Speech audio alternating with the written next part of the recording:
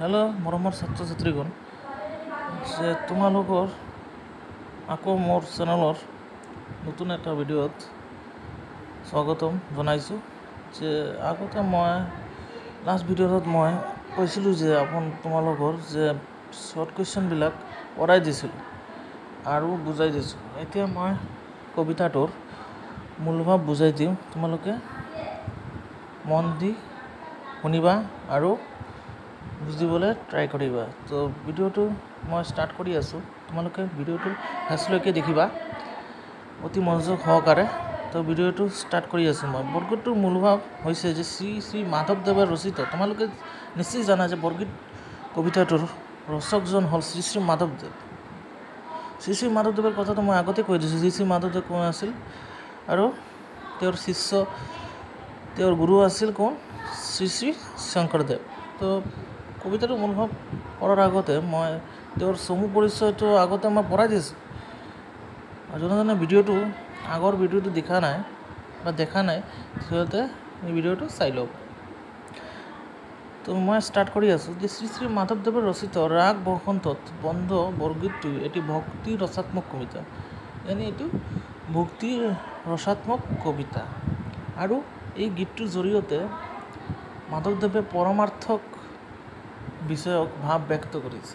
যে পৰমাৰ্থক মানে যে ঈশ্বৰক বিষয়ক ভাৱ ব্যক্ত কৰিছে এই কবিতাটোৰ জৰিয়তে। যে কবিয়ে নিজকে অধম বুলি হৰিস্বৰূপ কোন মই বুজাই দিছোঁ যে ভগৱান শ্ৰীকৃষ্ণক বুজাইছে এই বিশ্ব ব্ৰহ্মাণ্ডৰ গৰাকী বুলি জ্ঞান কৰি তেওঁক শ্ৰীচৰণত শৰণ লৈছে।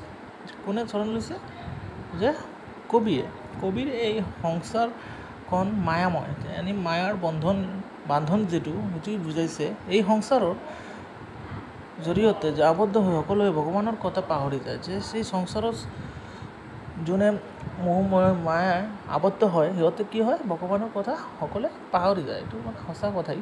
তেওঁক শৰণ নকৰে, যে তেওঁক শৰণ মানে তেওঁক পাহৰি যায়, তেওঁক মনত নকৰে, তেওঁক শৰণ নকৰে, এইটোৱেই কৈছে।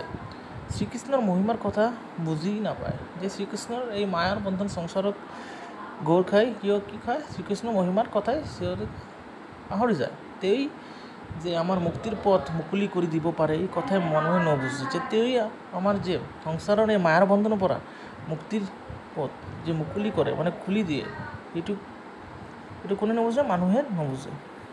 মুক্তিৰ পথ মানে সমস্ত সংসাৰৰ পৰা মুক্তি, এইটোৱেই বুজিছে। তেওঁ যে কৃষ্ণৰ চৰণ দুখানীক মহাধন বুলি কৈছে। যে কোনে কৈছে? কবিয়ে। যে কৃষ্ণৰ চৰণ দুখানীক মহাধন মানে টকা পইচা কোৱা কথা নাই, টকা পইচাৰ পৰাও অমূল্য ধন বুলি এই চৰণ দুখনক কৈছে। যে তেখেতসকলৰ বাবে শ্ৰীকৃষ্ণ হৈছে তেওঁলোকৰ কি? ভকতসকল। ভকত মানে কি? যোনে মানে ভক্তি সহকাৰে ভগৱানক মানে সিহঁতক কি কয়? ভকত বুলি কয়। ভগৱানে এই সকলো ভুল ভ্ৰান্তি ক্ষমা কৰি তেওঁলোকে নিজ চৰণত ঠাই দিয়ে। সমস্ত ধৰণৰ ভুল ভ্ৰান্তি এইবিলাক কি? যে যদি কোনো কৰ্মত বা কোনো কামত ভুল ভ্ৰান্তি হৈছে, কোনে ক্ষমা দিয়ে? ভগৱানে। আৰু কৃপাৰ স্বৰূপ কৃষ্ণই ভক্তসকলক দয়া নকৰিলে তেওঁলোকৰ মুক্তি সম্ভৱ নহয়। যদি শ্ৰীকৃষ্ণই ভক্তসকলক দয়া নকৰে কোনে কৰিব? ভগৱানেতো কৰিব। এইটোৱেই কৈছে মুক্তি সম্ভৱ নহয়। যে এই সমস্ত বন্ধনৰ পৰা যে মুক্তি মানে কি? এই সমস্ত সংসাৰ ধৰ্ম পৰা মুক্তি নাপায়। এইটোৱেই কৈছে মুক্তি বিচাৰি পায়।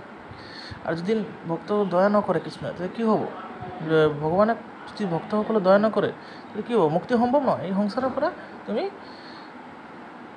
মানে আবদ্ধ হৈ যাবা। এইটোৱেই কৈছে যে ভগৱান শ্ৰীকৃষ্ণৰ ওচৰত অতিকৈ কাতৰ আৰু হৈ চৰণ লোৱাৰ বাহিৰে ভক্তৰ অন্য কোনো উপায় নাই। যে ভগৱান শ্ৰীকৃষ্ণৰ ওচৰত অতিকৈ কাতৰ আৰু শৰণ লোৱাৰ বাহিৰে ভক্তৰ অন্য কোনো উপায় নাই। যে কোনো উপায় নাই। যে শ্ৰীকৃষ্ণৰ যদি ওচৰত তুমি যদি কাতৰ হৈ শৰণ নলয়, মানে অসহায় হৈ যদি শৰণ নলওঁ, তেতিয়া কি হ'ব? যে ভক্তৰ কোনো জেগাতে ঠাই নাপাব। এইটোৱেই কৈছে যে বৰগীতটোৰ এইটোৱেই মূল ভাৱ যে ভগৱানৰ ওচৰত তোমালোকে যে ক্ষমা প্ৰাৰ্থী হ'বই লাগিব আৰু ভগৱানক মানিবই লাগিব। এইটোৱেই মানে বৰগীতটোৰ মূল ভাৱ। যে কোনে বুজিছে সিহঁতে কমেণ্ট কৰিব। আৰু যিহঁতে মোৰ কথাবিলাক বুজি আনন্দ পাইছে সিহঁতে লাইক কৰি যাব আৰু এনেদৰেই মই ভিডিঅ' ক্লাছ 10ৰ অসমীয়াৰ চেপ্টাৰবিলাকৰ কুৱেশ্যনবিলাক মই এৰি থাকোঁ আৰু যোনে ছাবস্ক্ৰাইব কৰিব সিহঁতে এইবিলাক পাব আৰু এইটো বুজি পাব। তো ভিডিঅ'টো ভাল লাগিলে লাইক কৰি দিব। তো মই এইটো কৈ সামৰণি মাৰিলোঁ। ধন্যবাদ মৰমৰ ছাত্ৰ ছাত্ৰীসকল।